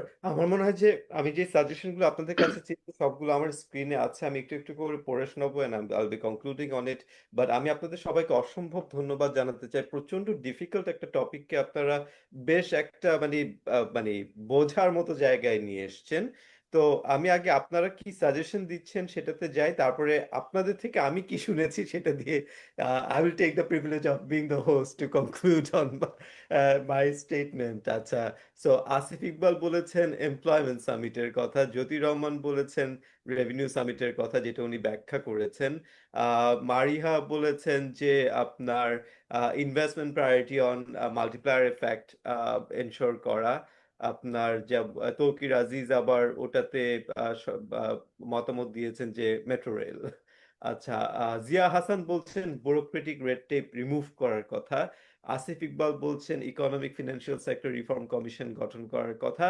Wasim আলিম বলছেন আপনার যেটা আগে উনি বলেছেন যে improve utilization of infrastructure, random নতুন করে না করে ইনফ্রাস্ট্রাকচার থ্রুপুট কিভাবে বাড়াবো সেটার দিকে নজর দিতে বলছেন। এরপর রুশদ ফরিদি বলছেন যে ল অ্যান্ড অর্ডারকে আপনার ঠিক রাখা, স্টেবিলিটি ব্যাক করে নিয়ে আসা এবং বিজনেস কনফিডেন্স বিল্ড করা। এবং আসিফ খান বলছেন যে ফিসকাল প্রজেকশন গুলোকে কারেক্ট করা, tax side forecast has been horrible, সেটাকে কারেকশনে নিয়ে আসা। সো এগুলো হচ্ছে সাজেশন। সো এইখানে আমি একটু মানে আমি অন দ্য সাইড চ্যাপ্টারে বলছিলাম যে রুশদ ফরিদি অ্যাকচুয়ালি আমার মুখের ভাষা কেড়ে নিয়েছেন। সো আমি আপনাদের কাছ থেকে শুনে আমি বলতে চাচ্ছিলাম আসলে যেটা জ্যোতি রহমান আপনিও বলেছেন, signalling is going to be the most important point. As soon as these next government come, signal কি দিচ্ছে, কারা মিনিস্টার্স হচ্ছেন, কারা বিভিন্ন দায়িত্বপূর্ণ পজিশন নিচ্ছেন, একটা রিফর্ম ওরিয়েন্টেড রিকনসিলিয়েটরি একটা পলিসি আসছে কিনা, দুটা পার্টি যারা অপোজিশন ফর্ম করবেন, যারা গভর্নমেন্ট ফর্ম করবেন, তারা কি হাত শেক করছেন কিনা, তারা দুজনকে কি বলছেন কিনা যে we work together to bring stability for Bangladesh. এবং আপনার প্রত্যেকটা পার্টির ম্যানিফেস্টোতে কিন্তু অনেকগুলো গুরুত্বপূর্ণ সুন্দর কথা আছে। সবাইকে একসাথে নিয়ে কি আমরা একটা রূপরেখা পাবো কিনা, যেখানে একটা ইউনিল্যাটারাল মেসেজ যাচ্ছে, একটা ইউনিফর্মিটি আছে। হ্যাঁ, এবং সবচাইতে বড় কথা সেটা হচ্ছে যে আপনার স্টেবিলিটিটা থাকবে কিনা। দেখেন, ইকোনমিতে সরকার একা খেলছে না, সরকার ক্যাটালিটিক একটা রোল প্লে করছে, খেলছে কিন্তু আমি, আপনি, আমরা সবাই, তাই না? তো আনলাইক অ্যান ইন্ডিভিজুয়াল বিজনেস, যেখানে business is fighting to get a customer, যেখানে সে গ্লোবাল এবং লোকাল পলিসি এনভায়রনমেন্ট মধ্যে তাকে প্লে করতে হচ্ছে, গভর্নমেন্ট কিন্তু আপনার সেখানে ইন্ডিভিজুয়াল, যেখানে জ্যোতি ভাই ইউ অলওয়েজ সে যে how my micro comes to play with you, all of us individuals are basically supporting the government, right? তা আমরা গভর্নমেন্টকে টেনে তুলে নিয়ে আসবো, বাট গভর্নমেন্ট যদি আমাদেরকে সেই সুযোগটা দেয়। এখন একটা যদি স্মল বিজনেস সে যদি এই অ্যাসুরেন্সটা পায় যে আমি ওই মার্কেটে গিয়ে বসে আমার পণ্যটা আমি বিক্রি করে আসতে পারবো এবং আমার টাকাটা আমি ঘরে নিয়ে যেতে পারবো এবং আমি সেটা আপনার ব্যাংকে সেভ করতে পারবো, এইভাবে যদি প্রত্যেকটা স্মল এন্টারপ্রাইজেস আপনার কাজ করতে পারে, সেটা থেকে যদি বিগ এন্টারপ্রাইজেস গুলো কাজ করতে পারে, আমি মনে করি না বাংলাদেশের পিকচারটা এত গ্লুম হবে। Reason being, if you look at কোভিড-19 সিচুয়েশন, আমরা কোভিড-19 এর সময় যেভাবে দেখেছি ওয়ার্ল্ডের প্রচুর advanced economies with their advance policies তারা কোলাপস করেছিল। Bangladesh with our very rudimentary policies আমরা কিন্তু মোটামুটি টিকে ছিলাম, ঠিক আছে? But as you said Jyoti Rahman at one point, যে এরপরে সাবসিকুয়েন্ট আপনার শকস আফটার শকসের কারণে আসলে আমাদের ফান্ডামেন্টালস গুলো দুর্বল হয়ে গিয়েছে। কিন্তু আপনার জেনারেলি যদি আমরা দেখি বাংলাদেশে কিন্তু আপনার এই জিনিসটা ঘটে যে অ্যাডভার্সিটির উপরেই কিন্তু আমরা বিল্ড করতে পছন্দ করি এবং আমরা পারি। কিন্তু যেটা দরকার হয় সেটা হচ্ছে যে আপনার একটা সিগন্যালিং, সেটা হচ্ছে যে সিগন্যালিংটা যে আপনারা ব্যবসা করুন, আপনারা সার্ভিস দিন, আপনারা ফসল ফলান, আমরা দেখছি, আমরা আপনাদেরকে সাপোর্ট দিব। এই মেসেজটা যদি আমার মনে হয় কারেক্ট করা যায়, এটার উপরে যদি আপনাদের যে স্পেসিফিক পলিসিস গুলো আছে, এমপ্লয়মেন্ট সামিট হোক, ইনভেস্টমেন্ট সামিট হোক, এক্সপেনশনারি পলিসি হোক, যদি জিয়া হাসান আজকে বলেছেন যে ব্রিং ব্যাক প্রজেক্টস, আজকে তৌকির বলছে metro rail, monorail, bring them back, but let the country flow. Election শেষ হবে 12 তারিখে, ইনশাল্লাহ একটা নতুন সরকার আসবে ইনশাল্লাহ। আমরা আশা করি যে আমরা সবাই মিলে একটা নতুন বাংলাদেশে অর্থনীতির 12টাকে নিয়ে আসবো ঠিক 1 সপ্তাহ পরে। সবাইকে শোনার আমন্ত্রণ রইল, ভালো থাকবেন। আসসালামু আলাইকুম সবাই। স্টেশনে